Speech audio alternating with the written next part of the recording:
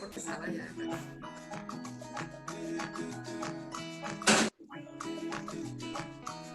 Buenos días a todas y a todos. Gracias por acompañarnos esta mañana. Y bueno, pues estamos aquí siguiendo con nuestro programa de capacitaciones en ISMujeres en línea. Y esta mañana pues tenemos nada más y nada menos a quien es la titular de capacitación, la doctora Guadalupe Hernández Guerrero, con un tema muy interesante: bullying y delitos cibernéticos contra niños, niñas y adolescentes. Ella nació en Culiacán, estudió en la Universidad de las Américas en la Ciudad de México, es egresada del PIEM del Colegio de México en la Ciudad de México, el programa de género, y también por la Embajada de Estados Unidos, también el Fulbright García Robles, también hay una capacitación, fundadora de ISMujeres y de la Asociación Civil IRIS, jefa de investigación y capacitación desde 2011 en el Instituto Sinaloense de las Mujeres, formada en el modelo de terapia de reencuentro de Fina Sanz, maestra en autoconocimiento, sexualidad y el buen trato en las relaciones humanas. Y bueno, pues le damos sin más los buenos días para iniciar con este tema muy interesante y muy actual en estos tiempos. Muy buenos días, Guadalupe. Muchísimas gracias, mi querida Laura. Muchas gracias. Es algo extraño, no lo puedo negar. La autopresentación no estoy habituada, ¿verdad? Pero muchas gracias por abrirme este espacio y poder comentar el tema de bullying y delitos cibernéticos contra niños, niñas y adolescentes, que yo subtitulé "Cómo llevar a cabo la prevención de la violencia escolar entre pares y instalación de un subsistema escolar de igualdad", que sería básicamente el tema interrelacionado con el trabajo que hacemos desde ISMujeres o cómo lo enfocamos para poder abordarlo de manera integral y de acuerdo a lo que establece la Ley General de los Derechos de Niñas, Niños y Adolescentes a nivel federal, con su igual en el estado de Sinaloa, ¿no? La ley estatal. Entonces, voy a pedir por favor que se pasen a la primera diapositiva. Este es un tema en el cual he trabajado muchísimos años a nivel de investigación personal. De hecho, mi tesis de maestría precisamente tenía que ver cómo deberían de ser las el perfil de las personas que trabajan con niñas, niños y adolescentes para tratarlos bien y no doble victimizarlos cuando se trabaja con ellos. De eso es mi tesis de maestría. Y toda la investigación la llevé a cabo a lo largo de 15 años de campamentos en Cozalá, trabajando los temas pues de derechos humanos, de prevención de todas las formas de violencia y del trabajo para establecer relaciones de buen trato a partir de la igualdad entre mujeres y hombres. Y bueno, pues en la parte que yo quiero iniciar es comentarles que normalmente pues todas podemos meternos al Google y bajar conceptos, ¿no? O podemos leer el glosario de términos que se utiliza en la ley y darnos una idea muy bien de qué se trata y cómo sería esta parte de la obligación que tenemos de proteger a los niños y a las niñas de manera integral, pero siempre respetando la interdependencia y la indivisibilidad de los derechos humanos. O sea que no son unos más importantes que otros. Por darles un ejemplo de este concepto de indivisibilidad de los derechos humanos, solemos decir o solíamos decir la mayoría de las personas que mi hijo estudie y eso le va a garantizar el futuro. Pues ahora sabemos que estudie no necesariamente le garantiza un trabajo adecuado ni un ingreso necesariamente que cubra sus necesidades. Entonces, cuando hablamos de indivisibilidad, a eso se refieren los principios de los derechos humanos. Es tan importante que estudie como que tenga salud, por ejemplo, como que tenga una vida libre de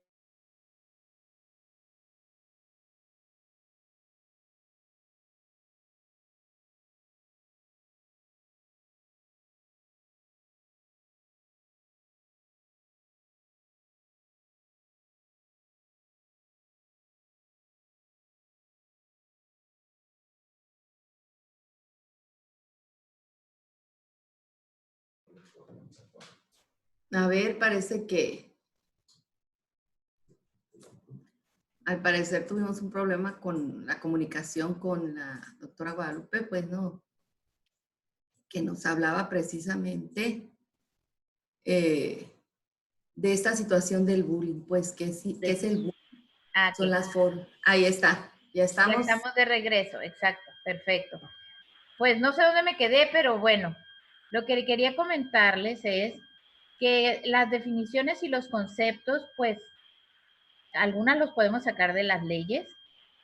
Hay otros conceptos que se derivan del ámbito del conocimiento de la psicología humanista.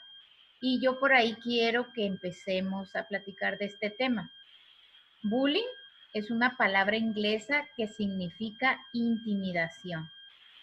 Y es muy importante que entendamos, bueno, según los entrenamientos que a mí me han dado, que hablar de bullying, toda la gente piensa que es como si alguien maltratara en la escuela a un niño a otro niño y básicamente eso sería el conflicto, ¿no?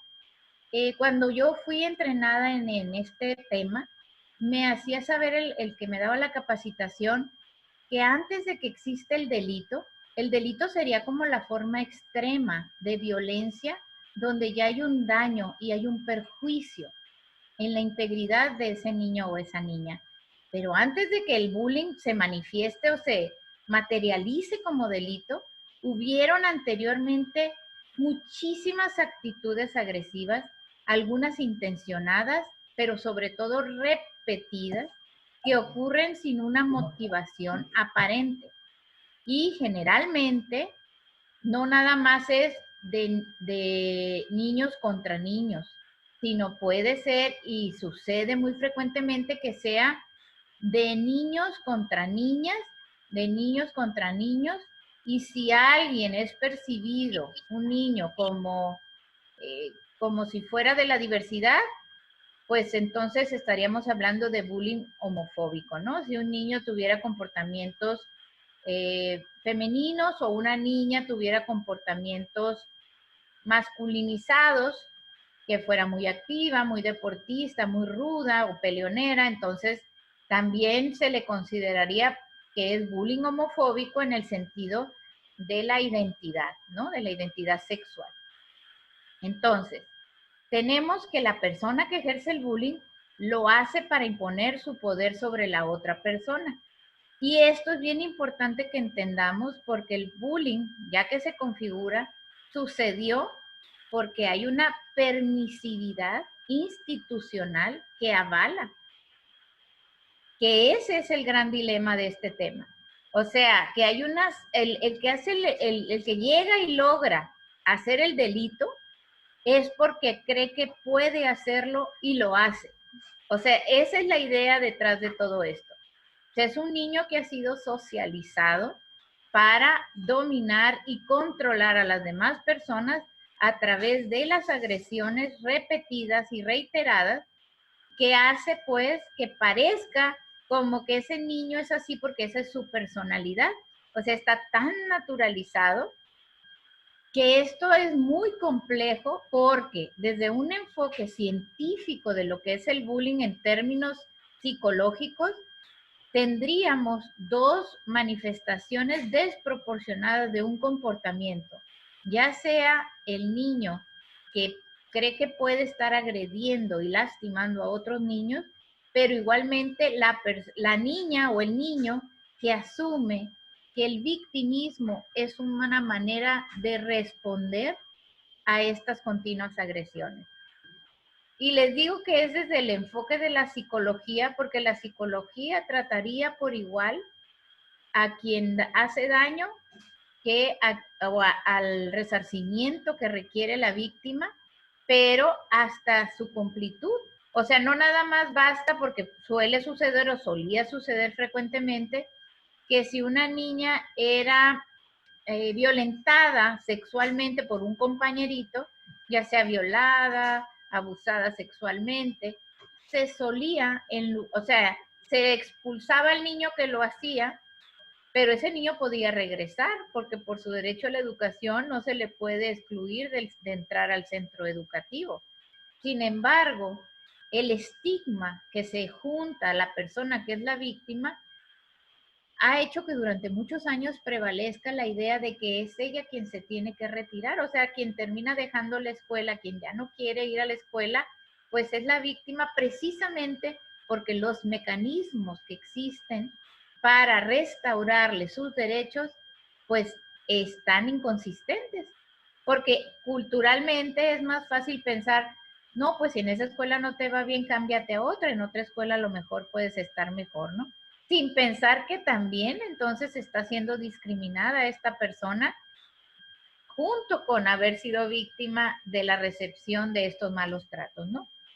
Entonces, si bien la víctima puede sufrir callada muchísimas veces, es muy evidente o debería de ser muy evidente para los cuidadores dentro de un centro escolar que tanto dolor, angustia y miedo de una niña o de un niño que ya no quieren regresar a la escuela podría ser el indicador que nos haga saber que quizá ese niño o esa niña quiera y atente contra su propia vida más adelante.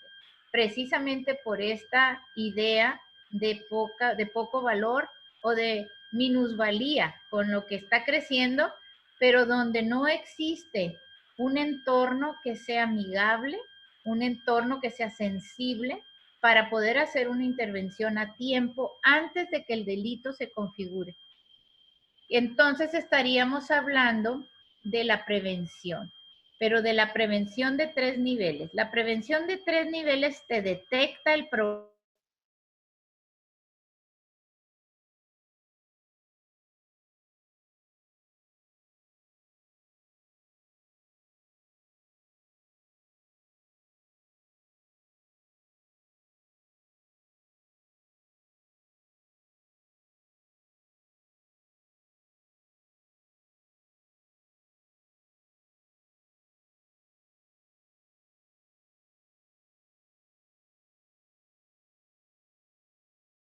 Por alguna razón me quitaron la presentación. No sé si me pudieran volver a poner la presentación si son tan amables, o aquí yo puedo intentarlo poner en pantalla. Ok, ahí va. ¿Ya está? No lo veo. No aparece. Aquí está, nosotros sí lo vemos. ¿Sí lo ven los demás? Sí.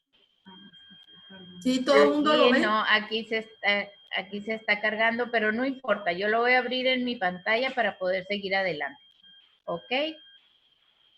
Pues estas cuestiones técnicas, ¿verdad? Que a veces se manifiestan. Bueno, entonces, para no salirme de la idea, lo que estábamos hablando es que cuando nosotras estamos hablando de un enfoque de prevención, tendríamos que estar hablando de que la prevención sea de los 3 niveles, tal y como en la Secretaría de Salud, todos los manuales de violencia de género lo establecen.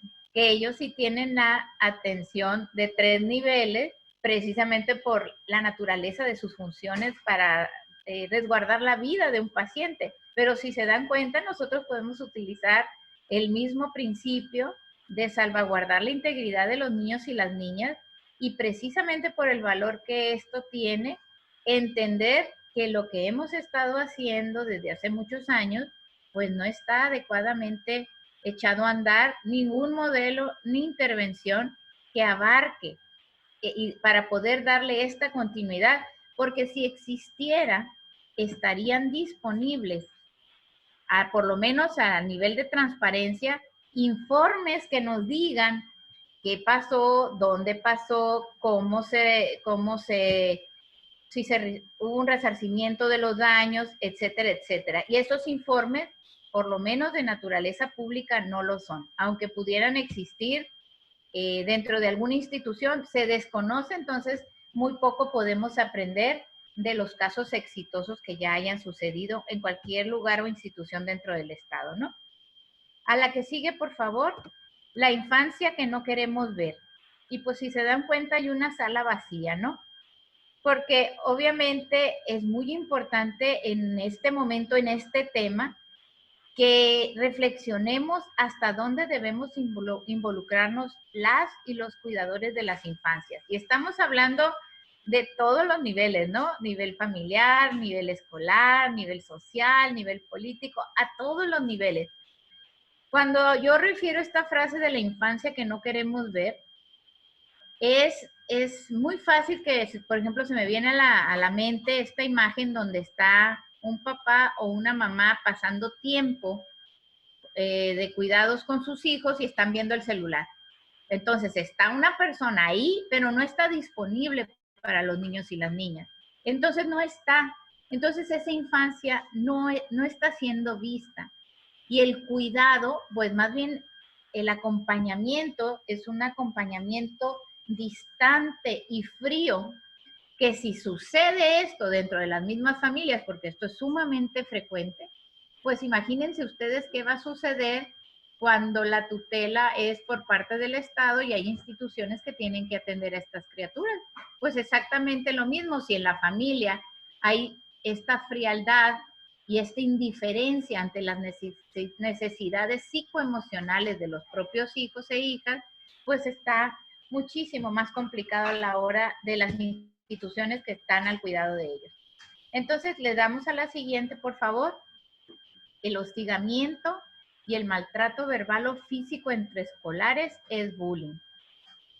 Desde el enfoque que yo les estoy hablando, el delito es algo que se va a ir configurando hasta que hay un daño irreversible, ¿sí?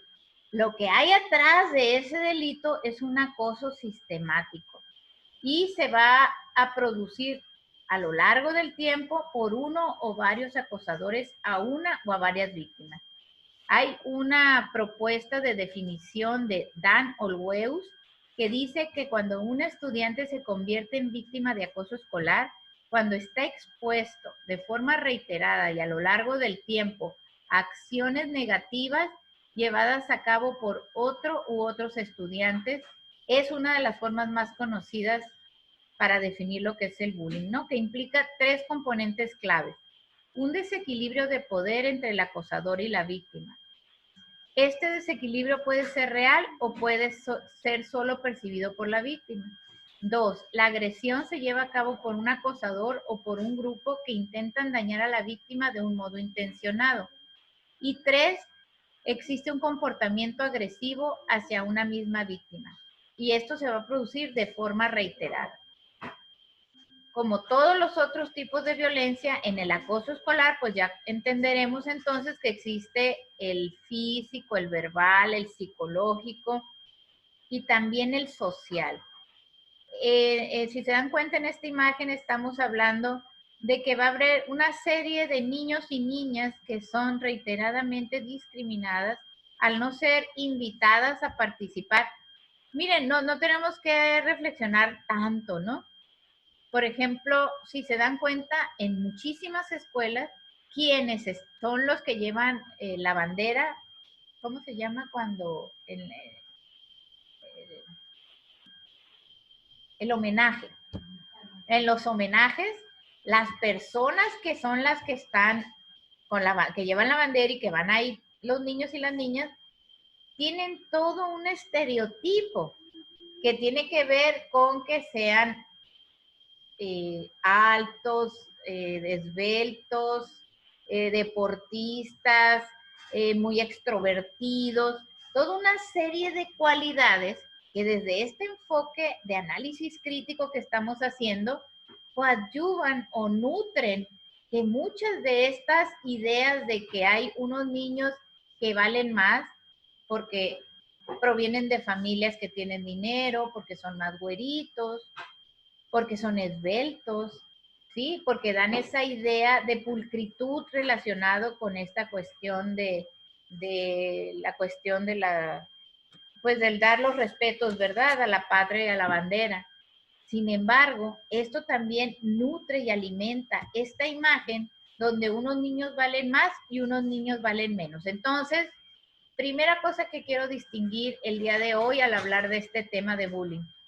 La institución escolar tendría que llevar a cabo una certificación de igualdad laboral para asegurarse que ese tipo de criterios de separar a aquellos que son bonitos, que son ricos y que son blanquitos y que son los consentidos, no prevalezca, porque esa es una de las situaciones, de tantas situaciones de este complejo delito, que favorecen o no a que estos niños crezcan pensando que realmente no valen tanto como los demás.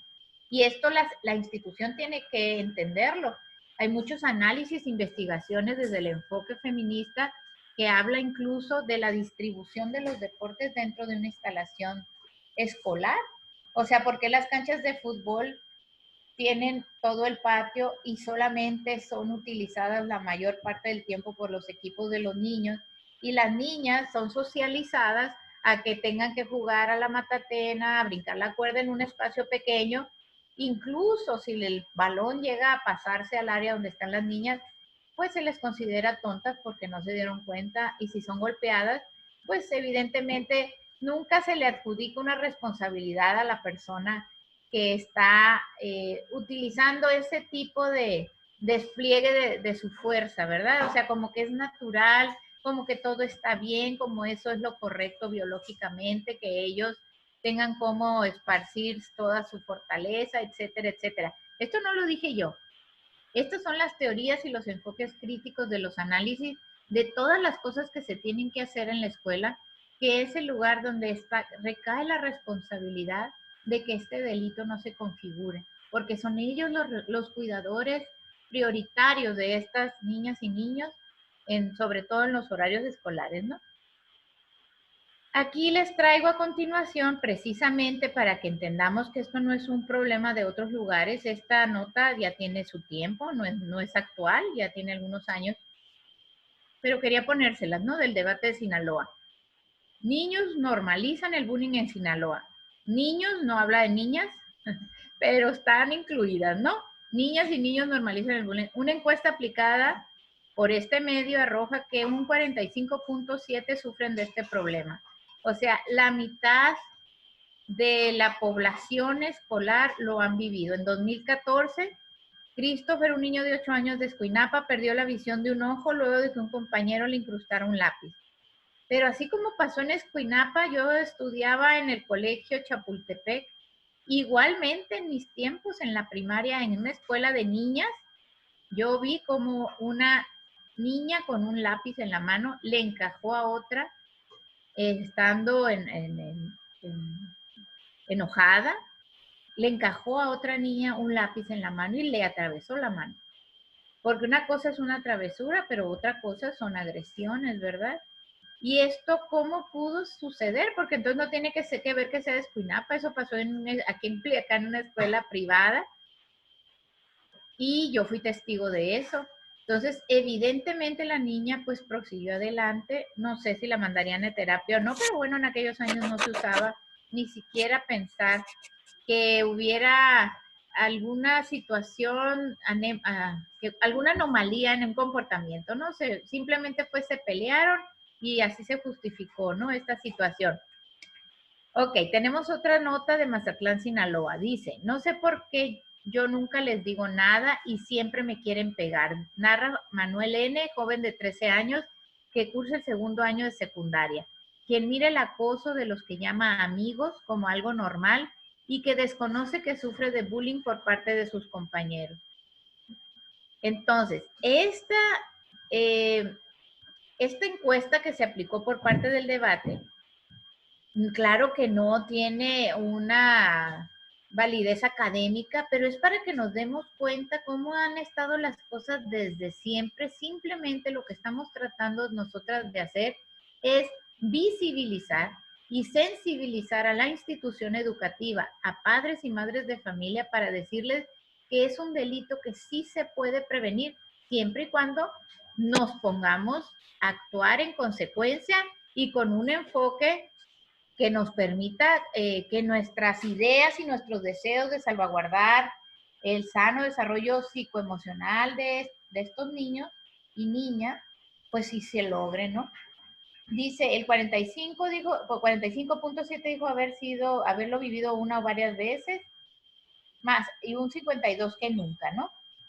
Sin embargo, es muy importante que nosotros entendamos que incluso es tan socialmente aceptado y naturalizado este nivel de agresión y de violencia que la gente lo acepta a boca de jarro. O sea, se les pregunta a los niños, ¿alguna vez tú lo has hecho? Sí.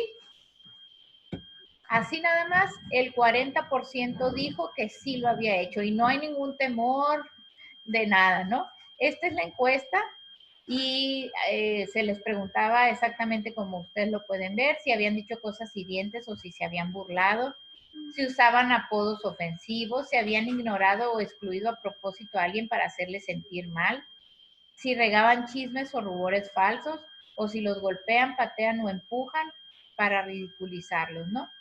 Esta parte de las patadas, por ejemplo, no estamos hablando de patadas karatecas de gente que se está defendiendo, ¿no? Meter el pie para que el otro se caiga y estarse burlando y ridiculizando de las personas, eso es violencia. Entonces, eso es algo que incluso se toma chiste y personas de generaciones anteriores incluso lo dicen, ay, no, que ahora la generación de cristal, no es ninguna generación de cristal, es que ahora nosotras podemos decir lo que no nos gusta y ponerlo a que se respete lo que nosotros, el tipo de vida sin violencia a la que nosotros aspiramos, a poder estar en la escuela sin necesidad de estar esperando que me avienten algo en la cabeza, sin que alguien me meta el pie, donde yo pueda estar en un espacio armonizado, donde yo pueda estudiar y aprender. No, claro, también estoy socializando, pero ¿por qué tengo que aprender a lidiar con los hombres como si fueran unos vándalos? ¿No? ¿Por qué tienen ellos que mostrar esa rudeza innecesaria? Y además que los maestros y las maestras lo consideran como parte natural del proceso de desarrollo, ¿no? Sin embargo, a la siguiente, por favor.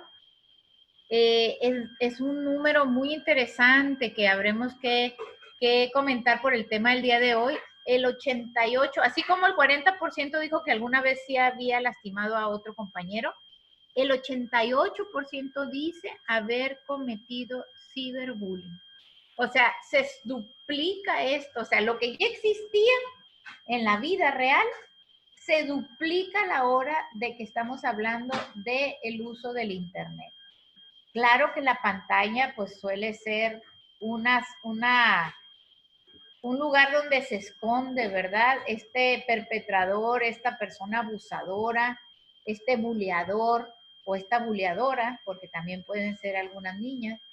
Sin embargo, es bien importante que entendamos que si no detenemos esto a tiempo, pues entonces vamos a estar hablando de personas que están siendo discriminadas porque la institución no está haciendo nada para evitar que estos alumnos y alumnas dejen la escuela por miedo. Y ahí es donde a mí más, es donde yo más hincapié quiero hacer. Hay un libro que les recomiendo que se llama Ya no quiero ir a la escuela. Precisamente es una autora, disculpen que no recuerdo el nombre, pero lo van a encontrar si lo googlean, donde dice, ¿no? Hasta dónde se puede llegar con estas cosas que nosotros pensamos que son naturales de pleitos entre niños y niñas en el ámbito escolar, ¿no? El que sigue, por favor, el que dice los mecanismos estatales de prevención.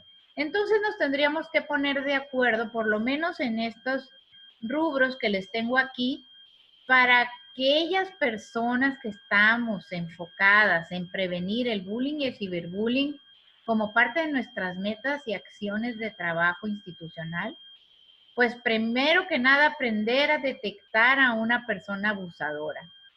Porque si nosotros le adjudicamos cualidades de liderazgo a una persona que es una buleadora, decimos, no, es bien vivilla, no, hombre, le da las vueltas a todos.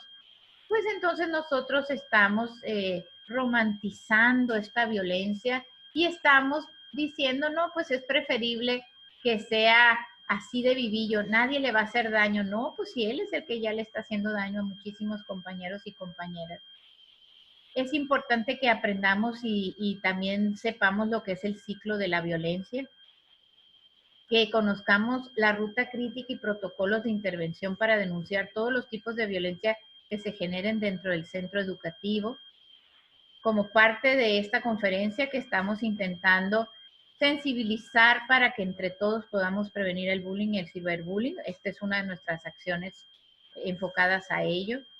La difusión de los derechos en el noviazgo. Y esta parte que es promover la norma de igualdad mexicana entre los docentes. Porque de nada sirve que tú le digas que tienes que tratar bien a la novia cuando ellos se están dando cuenta, pues que la maestra trabaja mucho, que no puede ser directora de la escuela, que el maestro está seduciendo a algunas alumnas, que le mejoran la calificación a la alumna si se permite abusar de alguna manera. No sirve de nada. Y esta norma de igualdad mexicana para los docentes, pues nos podría garantizar que por lo menos esa escuela esté certificada de estar deteniendo la violencia de género en el plantel.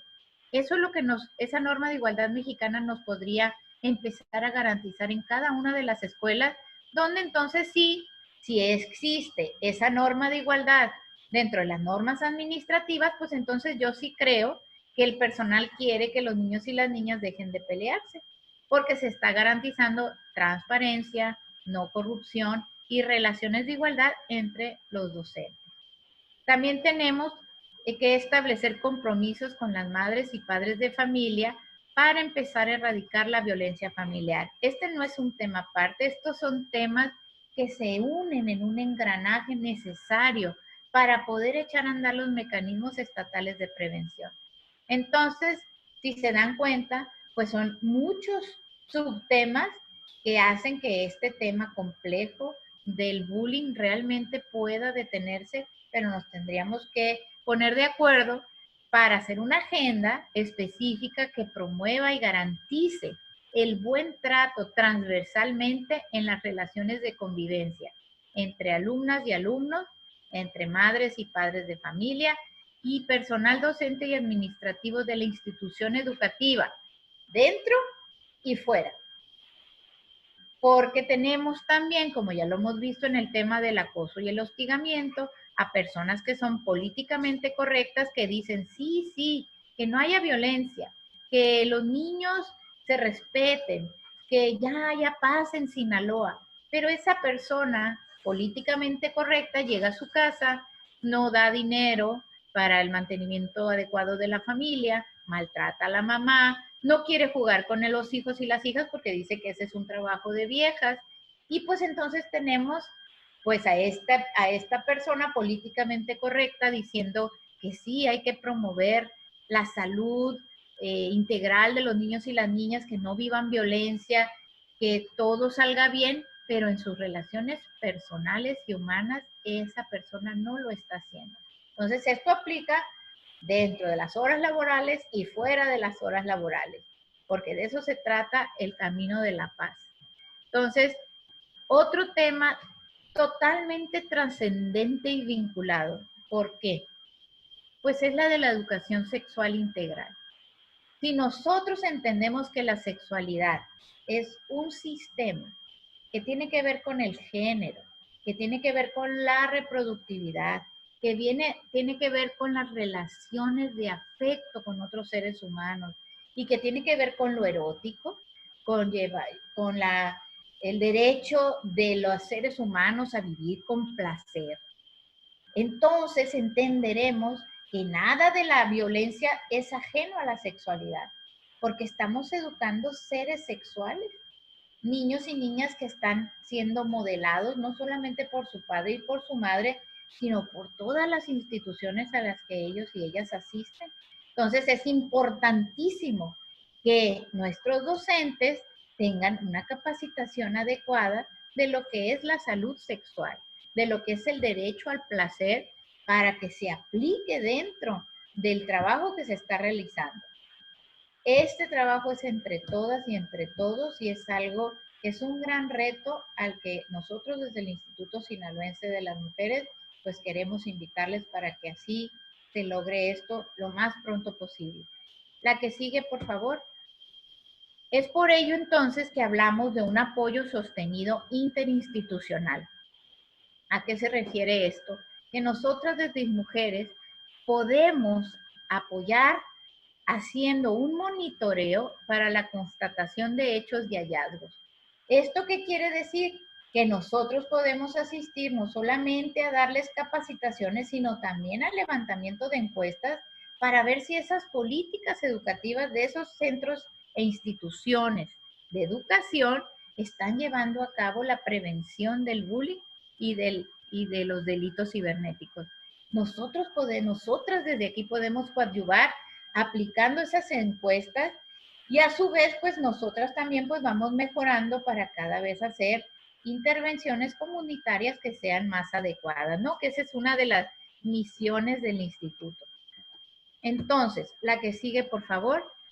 Tenemos que niñas, niños y adolescentes son los más afectados en el encierro. Entonces, si nosotros entendemos esto y nosotras no deseamos que nuestros hijos e hijas terminen con un síndrome vicario o con un estrés postraumático después de este encierro por COVID, tenemos que aprender la importancia de que haya niños y niñas sanos y tranquilos que valgan tanto como aquel buleador que es admirado por su fuerza y por su intrepidez.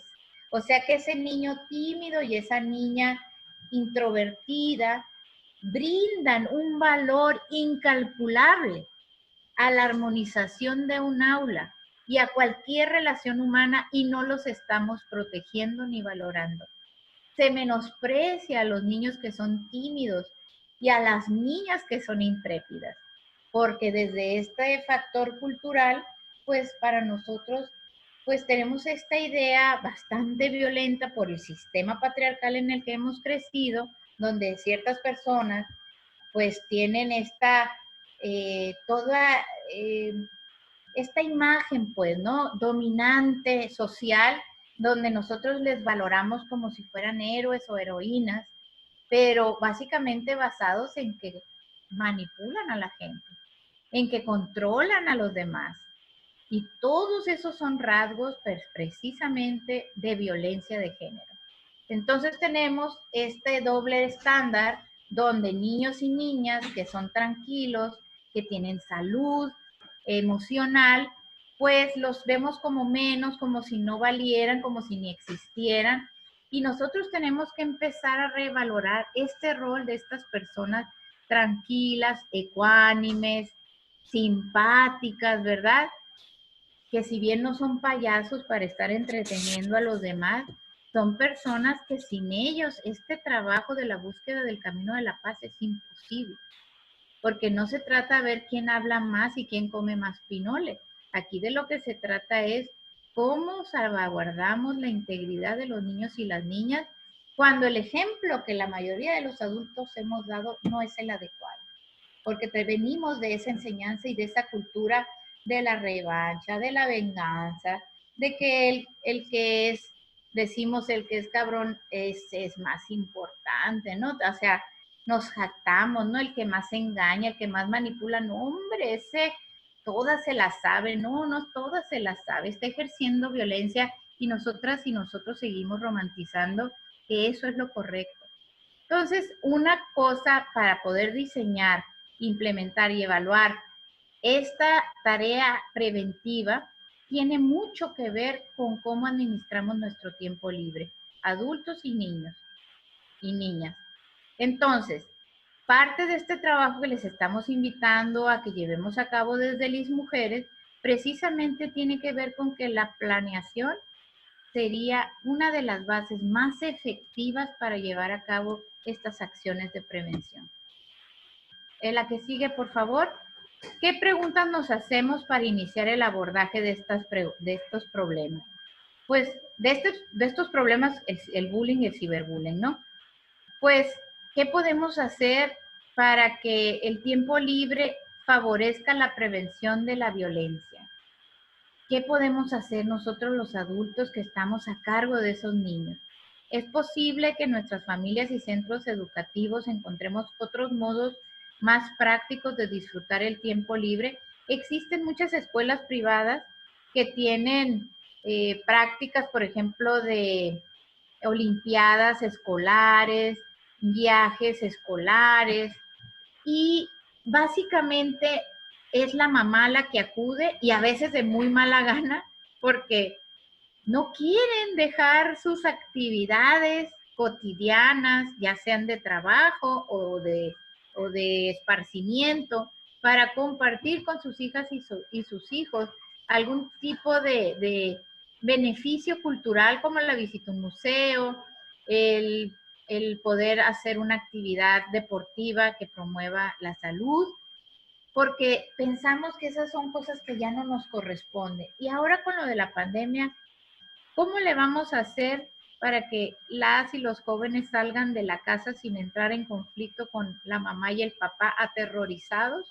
No nada más por lo del COVID, sino también porque sabrá Dios lo que van a hacer después de haber estado encerrados tanto tiempo, en qué va a desembocar toda esa energía que estos niños y niñas se han guardado, que a muchos los tienen sumamente enojados y que pues ya han estado manifestando. Yo últimamente he estado atendiendo y dando muchas asesorías a familias que no pueden relacionarse de una manera adecuada y que sus hijos y sus hijas están tan afectados, por eso les digo el síndrome vicario.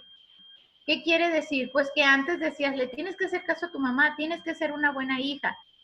Pero eso en pandemia, esa manera de dirigirte a los niños como si tú fueras un general o una coronela, y esa manera de que ellos no tengan cómo salir para equilibrar esas energías que ellos tienen, lo que producen en ellos es un daño profundo de minusvalía o de desesperación que los lleva a estarse lesionando o a estar dentro de periodos de profunda depresión que hace que requieran de que sean que utilicen medicación para poder sacarlos de ese lugar, porque los papás y las mamás están ya muy asustados, pero a la hora que se les plantea, vamos a revalorar la manera en cómo tú te comunicas con ellos, vamos a tratar de que la casa en este momento no sea un campo de batalla, tú no eres ninguna generala, no hay ninguna guerra, todos somos aliadas y aliados cuando nos amamos y eso es lo que queremos, ¿verdad?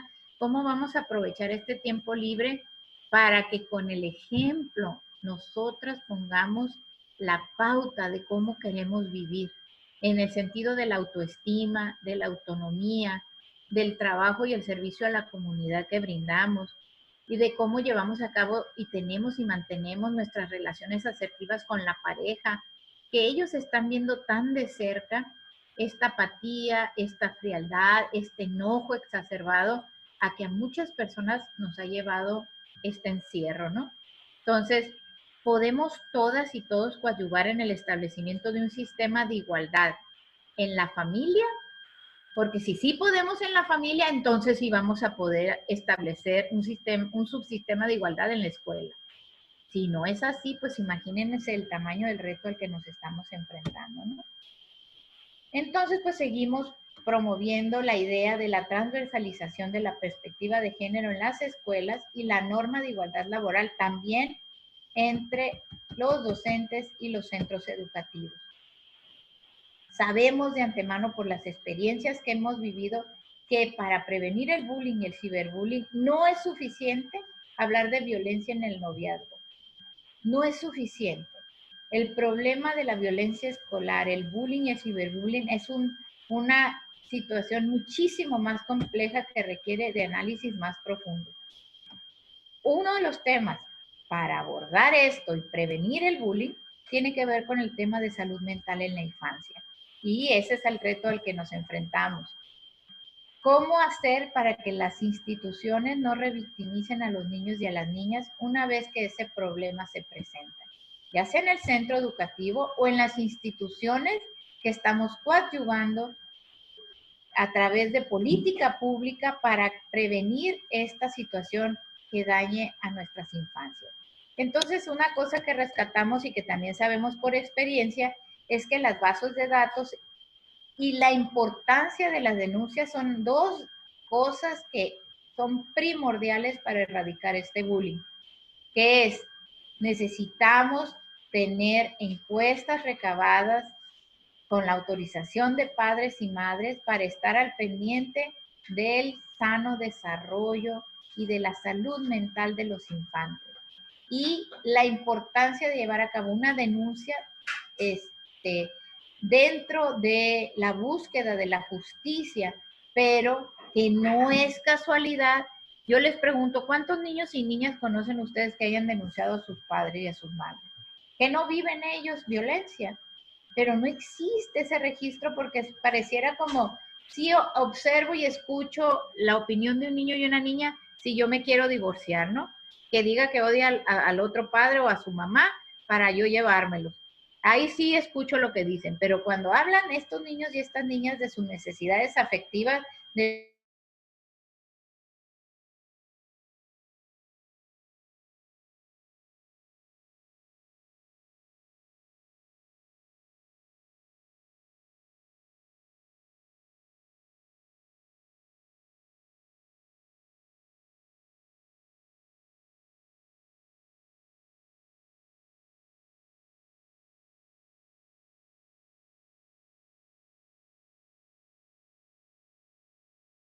bullying, ya es cuando ya hubo un delito donde ya hay un daño irreversible, pero todo lo anterior que sucedió nadie está enterado. Todas las veces que hubieron agresiones, todas las veces que hubieron discriminaciones dentro del plantel, todas esas cosas hay un subregistro, no existe ese registro. Quizá las psicólogas o los maestros y maestras de apoyo pudieran tener algún dato, pero no existe la elaboración de informes que nos permita hacer tendencias o tener alguna manera de una intervención a tiempo y de manera adecuada que nos produzca factores de riesgo, pero que nos dé cuáles son los factores de riesgo, pero también que nos dé cuáles son los factores de protección en ese lugar, en ese contexto en particular. Entonces, estos actores que estamos acostumbrados a ser adultos, nada más los que somos los que determinamos si hay un niño que hay que ser expulsado, si hay un niño que está maltratando a otros, es que nosotros somos los que determinemos, los adultos, este problema, pues tiene sus consecuencias, ¿no? ¿Por qué? Pues porque los niños no están siendo valorados como sujetos de derecho. Y si no son tomados en cuenta como sujetos de derecho, pues tenemos intervenciones inadecuadas e insuficientes. Porque si ellos son los que están siendo maltratados, ¿por qué no son ellos los que nos están opinando cómo debería de ser una política internamente o una respuesta educativa adecuada para que esto se detenga, para elaborar programas más efectivos, ¿no? Hay muchos ejemplos, de hecho, si meten al YouTube van a encontrar un sinnúmero de programas. La Secretaría de Educación Pública tiene buenísimos programas ahorita, pero pues no sirve de nada si no están siendo implementados y supervisados y dándole seguimiento a las víctimas del bullying y el ciberbullying a lo largo y ancho del estado de Sinaloa. Entonces se recomienda, sobre todo por la edad de los que estamos hablando, que convirtamos en actores principales a los afectados y a las afectadas, que son ellas. Entonces, la prevención de proximidad quiere decir que no nada más se trata de repartir folletos con información sobre lo que es el bullying, la violencia escolar, ¿no? Y llenarlos con trípticos e información de los servicios que brindamos en las diferentes instituciones de gobierno. Tampoco se trata de nada más de ir a echarles un rollo sobre lo que entendemos que es prevenir el bullying, como si fuera algo bien sencillo y bien fácil de desarrollar, ¿no? No seas grosero. Pues si toda la vida nos han dicho eso en la casa y de todas maneras los hermanos y las hermanas se siguen desgreñando. Y si en la casa hacen eso, pues en una escuela, pues qué valor tiene que le digas que no lo hagan, ¿no? Entonces, tendríamos que preguntarnos si los mensajes sirven por igual para todas las personas y proponernos una estrategia para que esos mensajes sean congruentes y que realmente tengan sentido, ¿no? Entre más un adulto cuidador de infantes se identifica con la cultura de la paz, eso hace la diferencia. O sea que nos convirtamos en unas personas a los cuales los niños y las niñas tienen y mantienen un apego seguro. O sea que tienen la seguridad que nosotros vamos a resguardarles de cualquier riesgo, que nosotros vamos a protegerles en caso de haber sido dañados, que pueden confiar en el adulto que está cuidando de ellos y de ellas. Entonces sí, estaremos hablando de prevención de proximidad, porque ellos van a querer ser como nosotros, ellos van a querer saber lo que nosotros sabemos, ellos van a querer repetir aquellas conductas que consideran que son adecuadas desde este enfoque conductista. Pues entonces es importante, aunque sea de inicio, que sepan que vale la pena que comportarnos y bien tratar a las demás personas, vale la pena porque tenemos mejor calidad de vida, porque tenemos amistades sólidas, consolidadas, porque tenemos lazos de afecto que trascienden generaciones con el ejemplo, pues, ¿no? No nada más con el rollito que nos echamos de que ellos tienen que portarse bien. Esto sería también parte de algo que se determina prevención comunitaria, donde todas las escuelas pueden llevar a cabo estos programas. Nosotros estamos aquí para asesorarles y hay que hacer una serie de temas muy sencillos, pero que hay que seguir una guía para que todas nos unamos en este mismo esfuerzo, ¿no? Las estrategias para intervenciones preventivas exitosas tienen que ver con monitoreos, con permitir que las niñas y los niños tengan voz, sobre todo en aquellas situaciones de políticas de salud mental, prevenciones de violencia, relaciones de noviazgo armoniosas, y que todas aquellas instancias de incidencia como DIF, CEPIC, CIPINIS, Mujeres, Instituto de la Juventud, CEPAVIF, Secretaría de Seguridad Pública, Centro de Atención a las Adicciones, que todas esas instancias pues estemos llevando a cabo pues aquello que el UNICEF propone como protocolo de atención del bullying, ¿no? Para evitar tratos crueles e inhumanos en la atención de la salud mental de niños, niñas y adolescentes en los centros educativos, ¿no? Estas directrices internacionales ya están planteadas dentro de lo que son los lineamientos de las leyes nacionales y estatales de los derechos de niñas, niños y adolescentes, y simplemente pues hay que conocerlos y promoverlos a partir de actividades que les sean adecuadas. Tenemos los datos que nos da UNICEF, que en 2019, ¿quiénes fueron los más afectados por este bullying? más afectados en términos de salud mental, ¿no? Esto es el dato que da la UNICEF de ya problemas de síndromes, trastornos, adicciones y problemas que manifiestan niños afectados por esta violencia escolar o familiar. Entonces tenemos de 7 a 12 años el 23%.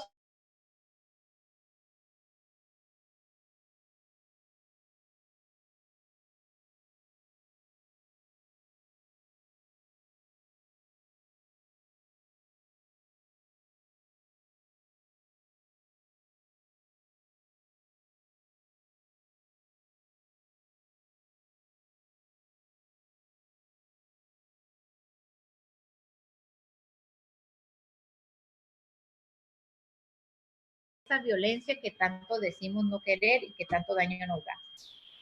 Características de la atención a menores de edad en las instituciones públicas que aparentemente están tratando de solucionar el problema. Esto es una investigación que se lleva a cabo por el UNICEF, ¿no? Dice que lo que encontraron fue en las instituciones que atienden niños y niñas, trato distante y descuido emocional, monitoreo inadecuado y sin cámaras, no existen mecanismos de denuncias formalmente instalados, malos tratos verbales y físicos de cuidadores, amenazas, humillaciones, no se atenúan las crisis y se maneja el hostigamiento como forma de control. No estoy hablando de que nadie en particular lo haga, estos son los resultados de las investigaciones del UNICEF en relación a quienes se supone debemos estar brindando pues permitiendo que haya justicia para resarcir el daño en estos niños y estas niñas que han sido lastimados, ¿no? Entonces, las preguntas, sí, todos leemos las leyes, todas las conocemos, algunas hasta damos talleres de las leyes que existen, que son los derechos humanos, pero sería importante que quienes promovemos la erradicación del bullying y el maltrato en las escuelas, pues por lo menos sepamos quién lleva el liderazgo de la atención de menores a nivel interinstitucional, quién tiene cifras que nos permitan reconocer la importancia del trabajo coordinado. ¿Dónde están los informes sobre las contradicciones en los modelos de atención a menores y las prácticas? ¿Dónde está toda esa información? Decimos que queremos que estén bien los niños, pero ¿qué hemos hecho? ¿Dónde están esas políticas públicas? Pues vamos haciendo encuestas para saber, y esto no es para encontrar culpables y a malos, esto es lo que se trata es que podamos encontrar modelos que nos permitan interactuar interinstitucionalmente como recomiendan estos organismos internacionales para sacar adelante a nuestros niños y niñas en el Estado. El desafío de incluir la voz de la infancia. ¿Cómo podemos transitar a un sistema de protección integral que incluya la salud mental, la perspectiva de derechos humanos, de género y de inclusión participativa? Yo les invito a que vean las campañas en la actualidad que se encuentran en YouTube. De hecho, aquí las traigo, las voy a leer rápidamente porque vale la pena, miren. Tenemos la campaña de UNICEF, dice, eres más famosa de lo que imaginas. Todo lo que sabemos de ti por lo que publicas en redes. Que tu vida privada sea privada. Los jóvenes y redes sociales. Estos son los nombres de los cortometrajes. Uno es, eres más famosa de lo que imaginas. La otra es, pienso, luego publico.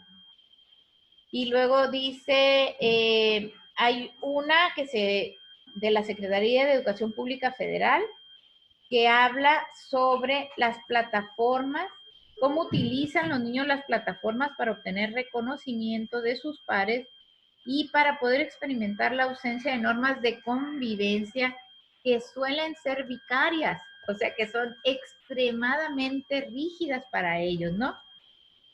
Hay otra que se llama Yo soy la protagonista, que habla sobre las consecuencias de subir fotos a internet. Luego tenemos otro que se llama, bueno, van a encontrar toda una serie de cortometrajes que están basados precisamente en alertar a niños y niñas del manejo de la información que hacen de su vida privada en redes, las implicaciones a que esto conlleva, pero desde un enfoque de adolescentes y de otros niños y niñas, porque si no, pues se sienten que los estamos regañando y que no los entendemos. Y eso puede prolongarse al infinito. Por eso es importante incluir la voz de la infancia para que toda esta mercadotecnia y publicidad que hacemos de prevención, exista su criterio, su análisis y la manera que ellos ven el mundo, porque de verdad vamos a encontrar muchísimas mejores soluciones que las que hemos encontrado hasta este momento. Y ya, con esto termino. No sé, la última diapositiva, por favor, pues donde yo les doy las gracias. Soy Guadalupe Hernández, jefa del Departamento de Investigación y Capacitación. Estoy a sus órdenes, adelante. Yo no sé si tengan dudas o preguntas, pero estoy aquí para servirles. Muchas gracias.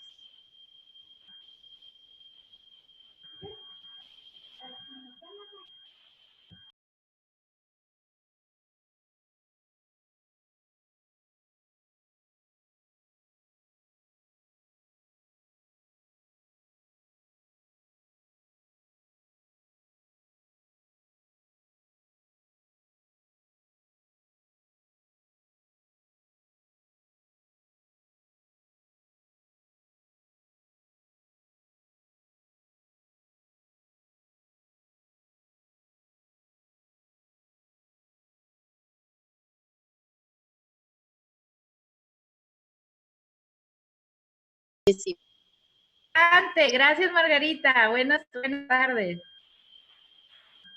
No sé si la directora del instituto me permita hacer uso de la voz. Sí, así es, claro que sí, claro que sí.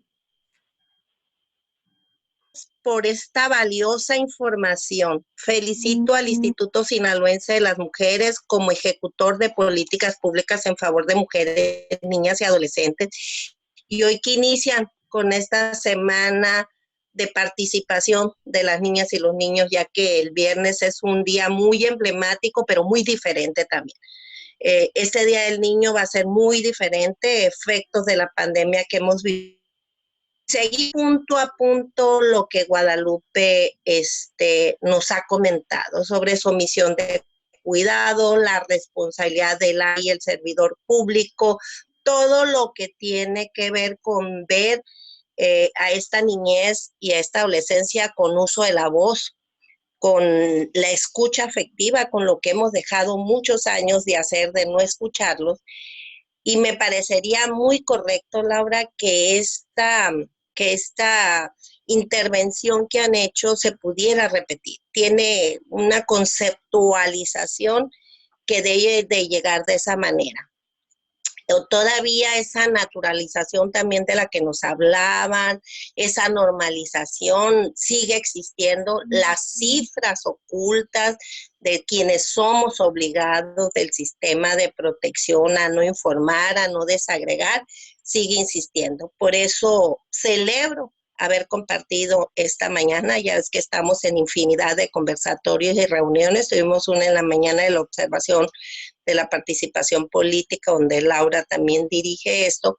Y bueno, yo me gustaría mucho esa propuesta que he hecho el día de hoy. Se me hace una de las grandes aportaciones valiosas que esta semana podemos rescatar, y sobre todo viniendo pues de un instituto que hoy transforma, que hoy ejecuta políticas públicas en favor de la niñez, que quita ese paradigma anteriormente, pura violencia por las mujeres, hoy abre la transversalidad a políticas públicas, a bajar proyectos, a hacer interlocución con los grupos poblacionales que les toca atender. Y por eso me felicito y felicito a todas las que hoy estamos aquí y a replicar esta valiosísima información. Te felicito mucho, Guadalupe, y pedirte también si nos puedes compartir el estudio que tú hiciste como tesina o como tesis para también analizar otro tema muy complicado y que se está viviendo mucho en la pandemia, que es el ciberbullying a través de medios digitales, que tú te anticipaste, pero que hoy necesitamos esfuerzos de esa naturaleza. La saludo y los saludo con mucho afecto. Y no hay que esperar que sea el Día del Niño, el día muy emblemático, pero sí hay que reconocernos. Esta semana hay que dedicarnos a observar y publicar lo que hacemos y dejamos de hacernos, no ser candil de la calle, oscuridad de nuestras propias casas. Gracias, gracias Margarita. Y así es, abiertos. Y bueno, tengo que decirte que desde que pensamos en qué insertar en esta semana en especial, además de que el próximo miércoles la invitada precisamente es Margarita, que nos va a traer también a niñas y niños que nos van a hablar sobre que es precisamente cómo viven esta etapa y más en la situación de pandemia. Guadalupe puso este tema en la mesa, un tema que ha sido recurrente en su carrera profesional y que sin duda vamos a estar replicando como ya lo ha hecho ella también ante niñas y niños, sobre todo orientándoles qué es lo que no deben de publicar. Y a mí me encantó la reflexión esta que hace de cómo pedimos a los menores que no hagan lo que en casa sí se hace. O sea, si en la casa hacen bullying a los hermanos, ¿cómo pedirles que no? Entonces es una forma de prevenir desde casa, también educar y no nada más dejarle a las y los maestros. Pues agradecerle a Guadalupe a todas y cada una, y están los comentarios, todos felicitándote. Guadalupe, si nadie más tiene alguna intervención, pues tenemos el reconocimiento que aun cuando es parte pues de este instituto, también Guadalupe tiene una carrera y un trabajo dentro de precisamente las organizaciones de la sociedad civil, y le entregamos este reconocimiento por su participación como ponente de la conferencia Ciberbullying y Delito Cibernético. Y les agradecemos, y Guadalupe, pues ya adelantamos quién va a estar el próximo miércoles, ¿no es así? Muchas gracias, sí, Margarita, viniendo de ti me siento muy conmovida, gracias. Yo sé que mi jefa estaría súper feliz de que se fortalezcan nuestras relaciones porque hay mucha tarea en conjunto. Gracias por tu nobleza y tu voz, Margarita. Gracias por hacer tu chamba y por estar acompañándonos. Muchas gracias. Gracias, pues nos vemos el próximo miércoles a las 11 de la mañana para continuar con la exposición de Margarita. Y bueno, ser juez y parte a veces es un poco complicado en esta parte, pero gracias, Laura. Así es, gracias a ustedes, y pues también les recordamos que el viernes estaremos desde las 10 porque será precisamente en este espacio que vamos a ver el desarrollo y la exposición de niñas y niños en la participación de los derechos Nuestra Voz, en la que ya se han recibido trabajos y en la que también estará Margarita y algunas de los presentes aquí para ser precisamente jurados en esto y ver, sobre todo más que juzgar el trabajo, yo creo que aplaudir el trabajo de quienes expresan sobre los derechos y alzan la voz de parte de la niñez. Agradecerles, y pues hasta aquí hoy terminamos y nos vemos el próximo miércoles. Muchas gracias a todas y todos.